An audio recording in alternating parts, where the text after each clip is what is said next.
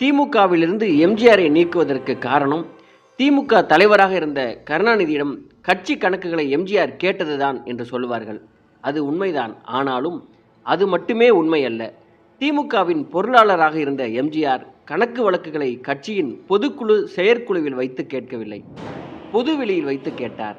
அப்போது எம்ஜிஆர் பயன்படுத்திய வார்த்தைகள் திமுகவின் உள்ளும் புறமும் பெரிய அதிர்வலைகளை ஏற்படுத்தின.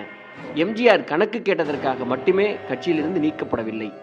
அந்த மேடையில் எம்ஜிஆர் பேசிய பேச்சும் அதற்கு அவர் பயன்படுத்திய வார்த்தைகளும் தான் எம்ஜிஆரை கட்சியிலிருந்து நீக்குவதற்கு காரணம். அப்படி அந்த மேடையில் என்ன பேசினார் எம்ஜிஆர்? அந்த மேடையில் என்ன மாதிரியான காட்டமான வார்த்தைகளை பயன்படுத்தினார்? எம்ஜிஆர் இந்த அரசியல் களத்தில் அதிர்வுகளை கிளப்பும்படியாக அந்த பேச்சின் சாராம்சம்தான் என்ன?